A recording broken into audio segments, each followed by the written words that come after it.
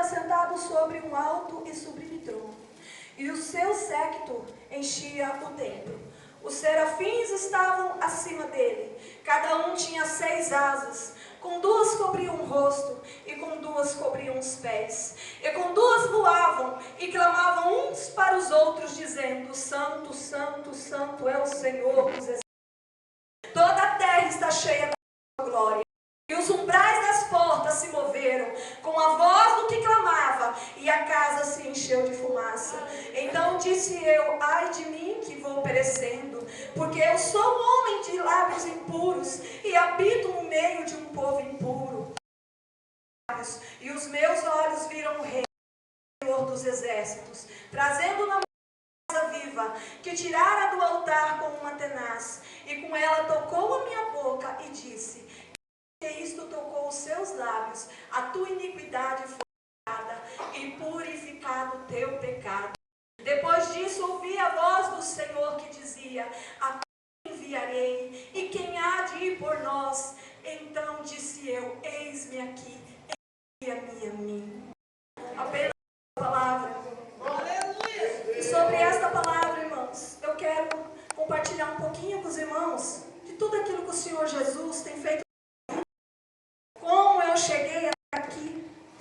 Porque, irmãos, não é fácil chegar até aqui, não é fácil não. Eu aceitei Jesus quando eu tinha 18 anos.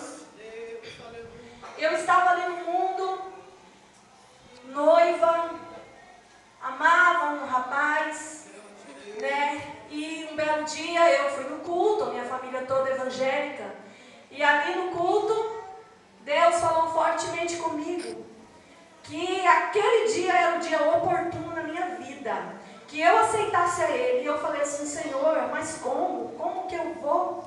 Sendo que eu estou casar com uma pessoa que não é crente, usando a boca do pastor, como estás? Quando eu vi, irmãos, eu estava ali na frente. No momento que eu fui dobrando os meus joelhos, o Senhor Jesus me batizou com o Espírito Santo.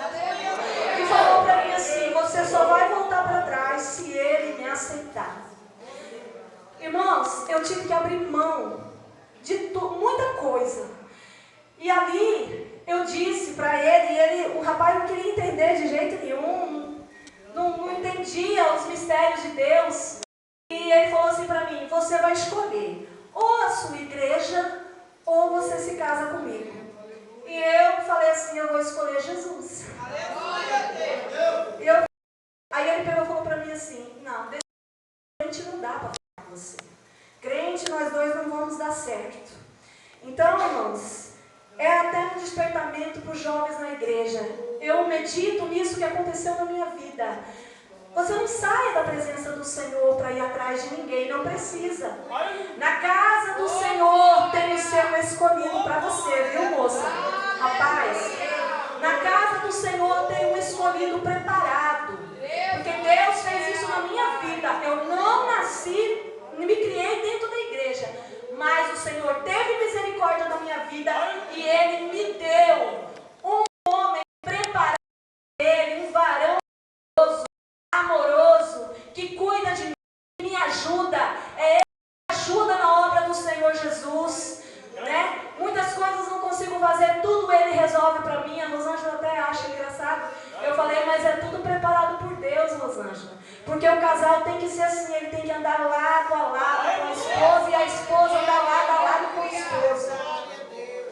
Então, irmãos, ali eu fiz a minha decisão, aí me encontrei, Deus preparou esse jovem para mim me casar, me casei, constituímos, né, uma família. Eu tenho uma filha, tenho um filho, e é uma bênção do Senhor o meu casamento. Eu louvo o Senhor, agradeço a Ele, porque até aqui o Senhor tem nos dado só vitória.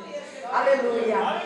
E aí, irmãos, o que eu fiz? Passei um tempo na nossa vida, depois de casado, um tempo de muita prova, né? E no meio dessas provas, eu perguntava para o Senhor: Senhor, aonde estão as tuas promessas na minha vida?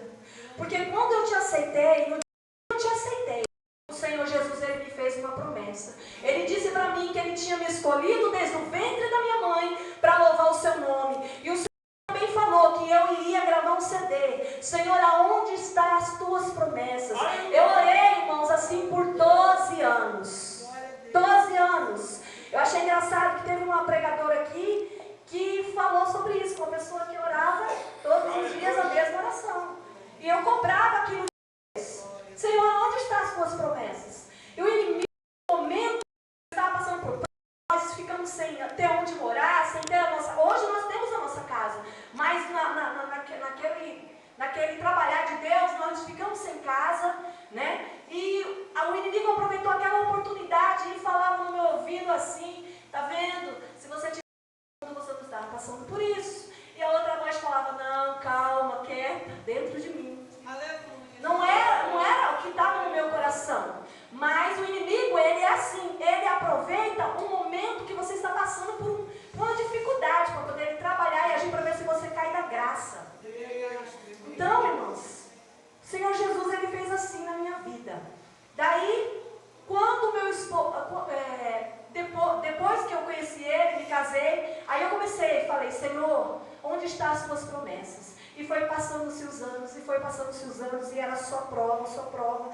Aí, um certo dia, numa igreja, Deus falou assim, usando uma pregadora, falou assim, muito em breve, vai parar um homem bem na tua porta. E naquele dia eu falei, Senhor, eu vou no culto hoje, mas hoje o Senhor vai falar comigo, onde estão as suas promessas?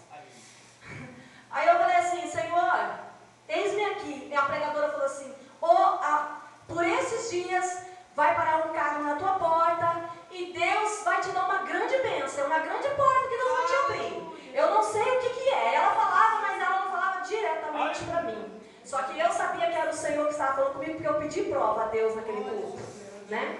Aí, passados-se os dias, meses, um certo dia eu lá na minha casa, limpando lá, cuidando da casa, fui sentindo a glória de Deus, fui sentindo a presença de Deus. Aí o Senhor Jesus falou comigo assim, me tomou em profecia e falou comigo mesma. O Senhor falou assim, eis filha, que te escolhi desde o ventre da tua mãe, por que duvidas?